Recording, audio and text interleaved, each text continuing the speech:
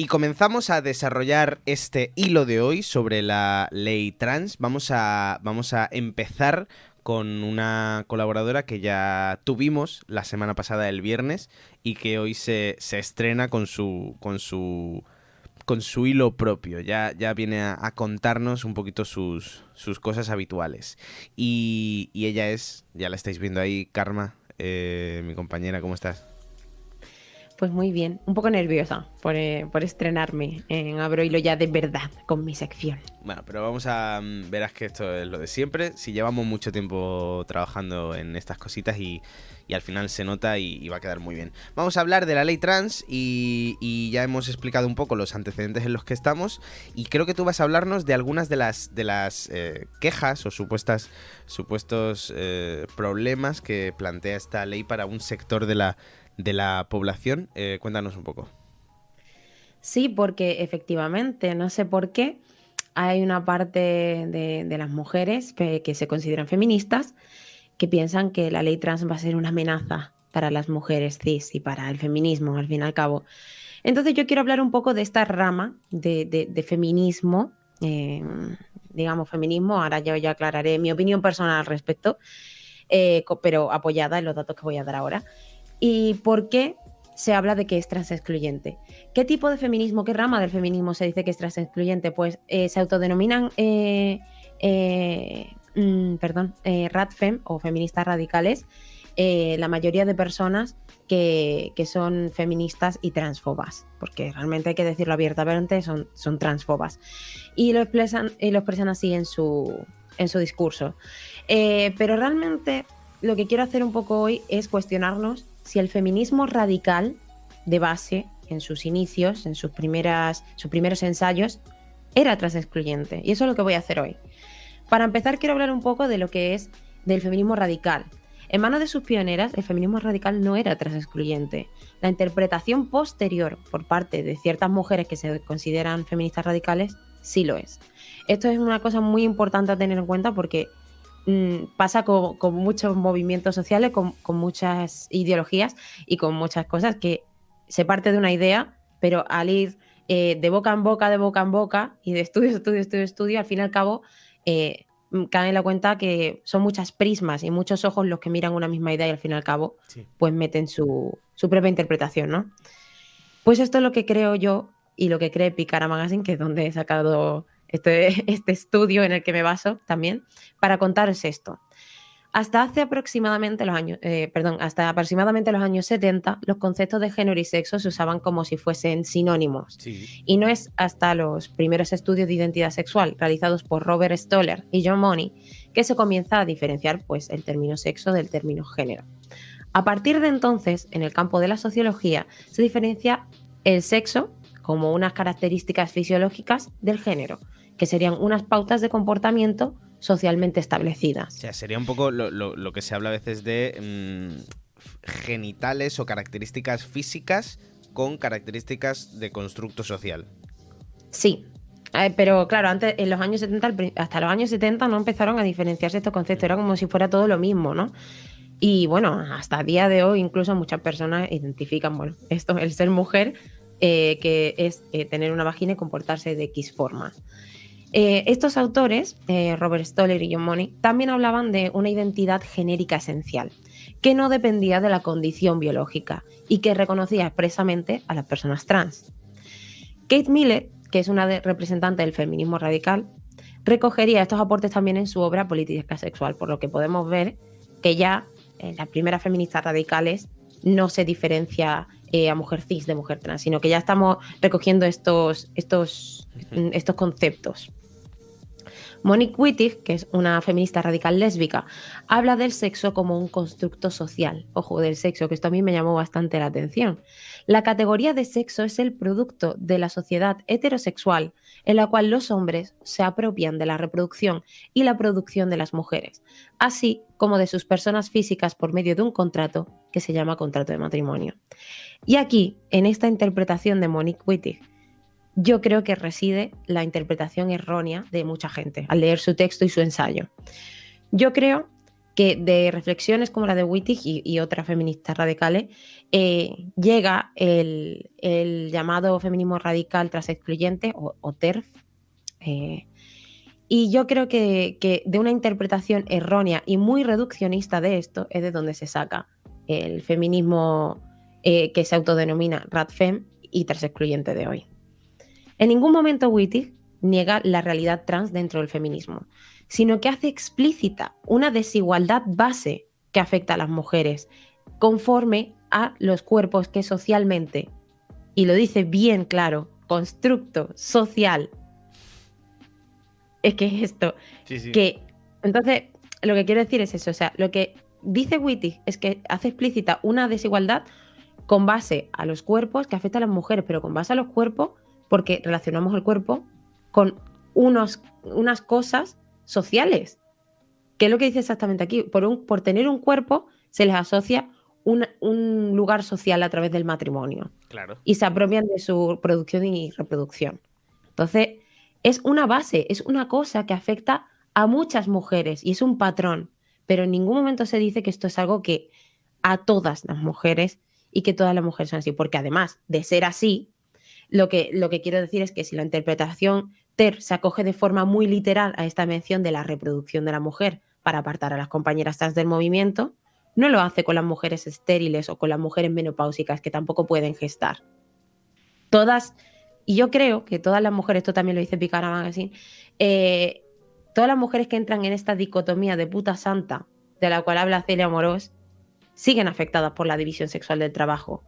Y esto también lo vemos en la prostitución, con una mayoría de mujeres en ellas, ya sean cis o sean trans. Y además, siendo estas últimas, las mujeres trans, arrojadas en un 80% a esta situación de la exclusión social que sufren. Sí, sin ninguna duda. Sí, además ahí es lo que siempre se habla de que las personas trans tienen muchísimas más complicaciones para entrar en el mundo laboral. Y aquí y al final acaban teniendo que recurrir a todo esto. Pero porque no queda otra. Y por eso es importante no estigmatizar la prostitución inculpando a las prostitutas, sino al negocio. Es que, bueno, ahora hablaré de esto también hablando de que no se puede hablar de las putas sin las putas, ¿no? Claro. Entonces esto también hay que tenerlo en cuenta. Ningún análisis radical serio reniega de la existencia de las personas trans, ni de su socialización pareja al género con el que se identifican. Es más, Kate Millett, que es pionera del feminismo radical, a la hora de incluir los estudios de las personas trans y hablar de la identidad de género, pues lo hizo en su análisis. Además, Andrea Dworkin, que es otra representante del feminismo radical, dedicó un capítulo entero a las personas trans en su obra Woman Hating, reivindicando su derecho a tratamientos médicos y vivir en los términos que desearan, como una cuestión además de emergencia social.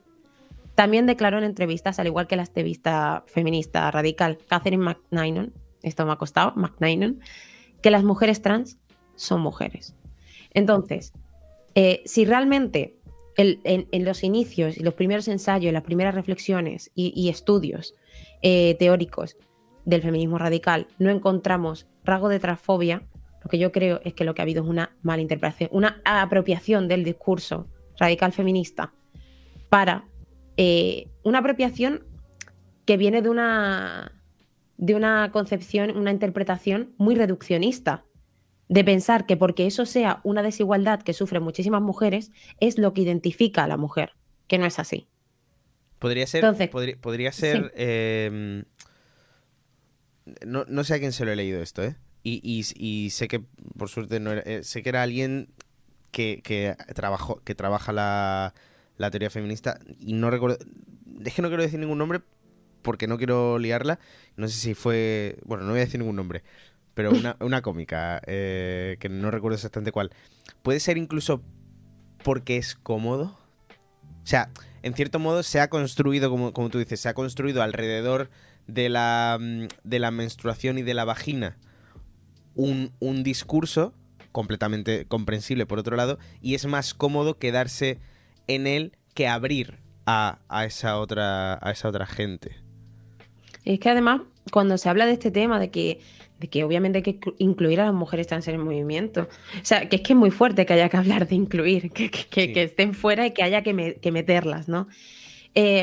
Pero es que es cierto, es como una visión de, no, como esto es lo que me afecta a mí personalmente, que soy un modelo de mujer hegemónica en mi sociedad, porque soy una mujer que le afectan X cosas, pues entonces es a lo que debemos llamar mujer. Y entonces a mí esto me llama mucha la atención, porque es que además viene también, aparte de que sea cómodo, también creo yo que está el hecho de que si tú dices, vale, las mujeres son las que somos las que menstruamos, es como mucho más, ¿cómo decirlo?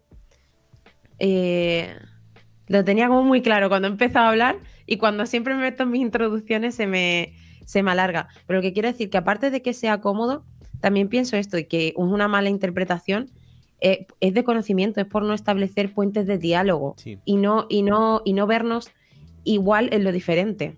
Y a esto voy con mi segundo punto, que si quieres, Tito, te pasa de una gráfica, la puedes poner, Sí, que el feminismo tras excluyente no es feminismo.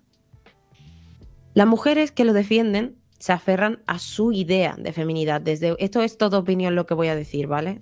Lo digo un poco. Pero opinión, como digo, fundamentada en lo que he mencionado anteriormente. Las mujeres que lo defienden se aferran a su idea de feminidad desde una posición privilegiada, poco empática y destruyendo posibles puentes de diálogo con las compañeras trans. Es peligroso olvidar que el activismo debe ser interseccional. Vivimos en un mundo complejo y es muy reduccionista pensar que la opresión y la desigualdad se canaliza en ramas independientes, como si no tuvieran que ver nada unas que otras y no se entrelazaran, cuando la realidad es muy diferente. Existe un sistema de jerarquización que hace que una persona, en la diversidad del mundo, acabe teniendo muchas ramas de opresión en sí misma. La opresión de una mujer cis, europea, blanca, cristiana y de clase media, como bien podría ser yo si no fuera por lo de cristiana, se diferencia de una mujer cis, racializada, no europea, musulmana y de clase media baja. Y si esto es así, siendo ambas cis, imagina añadir la identidad trans al asunto. La de un colectivo oprimido, discriminado, al que se le cuestiona constantemente desde múltiples identidades su realidad. La extrema derecha dentro del propio colectivo que se supone que le protege, cuida y abraza, y el sector feminista. El feminismo, al igual que todo activismo, debe ser interseccional. No podemos hablar en nombre de las mujeres sin hablar con todas las mujeres, o mejor dicho, únicamente hablando con las mujeres que nos interesa. Para hablar de las mujeres debemos conocer la realidad de todas, no únicamente la de nuestra semejante. Y ahora quiero hablar un poco de cómo este sector del que he hablado ahora, que se considera feminista radical, y partiendo de esta realidad, ¿por qué cogen estas personas y cogen la ley trans y se inventan como cosillas para justificar que la ley trans no debe salir adelante porque afecta a las mujeres cis? Nos encontramos ante un contexto legal que actualmente concierne a las personas trans y es dificultoso, aparatoso, les complica la vida, y luego encima, cuando se intenta solucionar, arreglar y facilitar, hay una parte del sector feminista, entre comillas, porque yo considero, como ya he dicho, que eso no es feminismo real porque no incluye a todas las mujeres, encima se le echa encima para dificultar esto, como hemos visto con cuando el Ministerio de Igualdad pidió por internet que se mandaran propuestas para la ley, y cierta parte del sector feminista RADFEM, como se autoconsideran, mandaron muchísimos mensajes de odio para que esta ley no se llevara a cabo. Entonces, voy a hablar de 3 puntos con los que se critica esta ley y voy a decir por qué no tienes razón. El primero de ellos es que con la ley trans va a haber carta blanca para cambiarse el género según cómo te levantes ese día, y va a eliminar la identidad de la mujer. Las personas trans y las mujeres trans han existido y van a seguir existiendo toda la vida.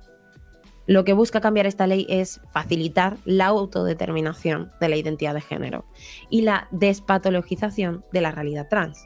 Que dejemos de estigmatizar socialmente su realidad y facilitar el proceso de transición tan largo y tedioso, como he dicho ya, que tienen, que solo complica su vida social y diaria. Además de exigir unos requisitos médicos para garantizar una concesión de derechos, que es muy poco moral, que te exijan unos requisitos médicos para garantizarte unos derechos. Sí, pero esto es algo Que literalmente es decir, o estás enfermo o no. Es que te de los derechos si reconoces que estás enferma. Si no quieres entrar en la categoría de que tienes una enfermedad únicamente por decir cuál es tu género, pues nada, pues no vas a tener el derecho para poder cambiarte de nombre y poder hacer todo el papeleo que esto conlleva. Me parece brutal. Pero bueno, gracias a lo que sea, esto es algo en lo que coinciden el Consejo de Europa y la recomendación de la Agencia Europea de Derechos Fundamentales, en que es poco moral pedir requisitos médicos para garantizar unos derechos fundamentales. Y también es preciso que desde este sector crítico con la ley trans se piense que si el feminismo radical cree que su idea de la desigualdad social pasa por un patriarcado que coloca a la mujer en un lugar inferior y sin privilegios, en una sociedad tan marcada por los roles de género, los estereotipos y partiendo de la base que existe muchísima transfobia y transmisoginia, ¿cómo puede caber en la mente de una persona feminista radical, transexcluyente, que haya hombres que entusiastamente quieran acogerse a la ley trans para afrontarse una realidad como mujeres, siendo que pertenecen al top del patriarcado de privilegios? No tiene sentido. Yo al menos pienso que no tiene sentido. Pues las mujeres trans sí lo hacen, porque son mujeres, incluso sabiendo lo difícil que es y lo duro, todo lo que se enfrentan. Luchan por visibilizar y vivir su realidad, y deben tener derechos que las respalden en ello, y no a personas que intenten tirar piedras en su camino. Por otro lado, los hombres van a usar la ley trans para evitar ser juzgados por delitos de violencia de género. Que quede claro que las denuncias por violencia de género tienen muy claros sus requisitos. Un hombre tiene que cometer un acto de violencia contra una mujer. En el momento en el que se abre un expediente por ello, si la persona acusada se declara mujer más tarde, la ley no la declara como otra persona diferente, todo lo contrario. La ley trans lo que intenta decir es que siempre ha sido la misma persona por mucho que le cambie el nombre. Sigue siendo la misma, con sus mismos derechos y sus mismas obligaciones, por lo que el proceso por el cual se le juzgará por el delito de violencia de género seguirá hasta el final. También cabe destacar que la persona que le juzgue, el juez o la jueza, siempre tendrá en su mano e intentará juzgar si se ha intentado abusar del derecho y provocar el fraude de una norma imperativa para librarse de una sentencia por violencia de género. Son 9 los países donde se ha aprobado la despatologización de las personas trans, entre ellos Malta, Irlanda, Portugal, Grecia, Dinamarca. Otro hecho relevante es que en estos países no se ha registrado ningún efecto masivo de hombres declarándose mujeres para evitar ser juzgados por violencia de género. No existe un patrón. Hay que decir que la gente que piense que esto se va a aprovechar para hacer fraude, igual es gente que no se fía mucho del sistema judicial, que supuestamente tiene unas condenas muy muy justas, donde se deja libre a gente que ha hecho auténticas barbaridades. Quiero decir, libre o con una pena muy baja, como salen infinidad de casos. Y es que esto es reconocer el problema de un sistema judicial. Igual eso es verdad, que hay que adaptar el sistema judicial, pero joder, hay unos servicios sociales, hay unos servicios jurídicos que se van a encargar de que esto no se aproveche, o sea, que tampoco son tan tontos. Coño. Claro, es que para algo están los jueces y las juezas, para tener la ley de la mano y juzgar las situaciones. Por eso no nos juzgan robots. Claro, tenemos una ley. Es que es argumento de adivinanza de pueblo. Es que, vamos, bueno. Bueno, y el de antes de eliminar la identidad de la mujer. Entonces, la identidad de la mujer, que es... No, yo eso sí que no lo entiendo, yo personalmente, si el feminismo, estas personas que se denominan feministas radicales y son otras excluyentes, si lo que el feminismo radical busca abolir el género, ¿por qué dicen que se va a eliminar la identidad de la mujer? ¿No es lo que tú quieres buscar también? Claro, pero se elimine. Claro. Se elimine el concepto de mujer como unos roles de género establecidos. Claro, pero yo ese conflicto lo entiendo en tanto en cuanto creo que es un conflicto teórico, que hay que desarrollar en lo práctico, que tiene una solución muy obvia y es la que tú acabas de decir, creo, pero este segundo argumento es un poco como vamos a jugar pilla-pilla y esto es casa. O sea, sí, es muy, muy tal. Vamos con el tercero. Y ya el tercero y último es que los hombres podrán usar la ley trans para entrar en las cárceles de mujeres y maltratar y abusar de ellas. Las personas trans conviven con las personas cis desde siempre. La única diferencia es que ahora el activismo las ayuda a vocalizarlo más fácilmente, que no quiere decir que sea fácil. Por consecuencia, las mujeres trans llevan compartiendo espacios con mujeres cis muchos años, al igual que hombres cis hemos compartido espacios con mujeres trans y con mujeres cis, o sea, exactamente igual. Y trans y todo. Lo que pasa que tendemos a pensar que no, que todo el mundo es cis. Y lo que quiero decir es que llevamos compartiendo espacio toda la vida y no existe ningún patrón de agresiones de mujeres trans a mujeres cis en este país. Y además, desde 2006, las mujeres trans van a las cárceles de mujeres y las instituciones penitenciarias tampoco tienen registro de ninguna agresión de una mujer trans a otra compañera. Y ya por último, para concluir esto, yo personalmente quiero decir que lo que le diría a las mujeres cis que se sienten amenazadas por la ley trans es que también muchos hombres se sienten amenazados por el feminismo. Y lo que quiero decir con esto es que perder privilegio en pos de la igualdad suele interpretarse como una amenaza y que la solución es deconstruirse y hablar con quien, por desgracia, está abajo. El feminismo y todo activismo debe ser interseccional. Esto no quiere decir que una única persona deba ser experta en todas las ramas que extienden el árbol de la jerarquía de privilegios estructural, pero sí que debe escuchar y conocer las realidades más desfavorecidas para lograr un activismo más social que individual y establecer puentes de diálogo. Pues ahí queda este primer hilo de Karma. Creo que ha sido bastante claro y ella ha sido bastante clara y concisa. Aprovecho para decir que se estrena la semana que viene aquí en Radio Gorrón en directo también, el miércoles 16, ¿puede ser? El miércoles 16 a las 11 de la mañana con Culture Club. Empezamos esa tercera temporada de Clara y Concisa, tu podcast amigo. Karma, muchas gracias. Quédate un ratito más, volvemos en un minutito de nada y hablamos con la Asociación de Familias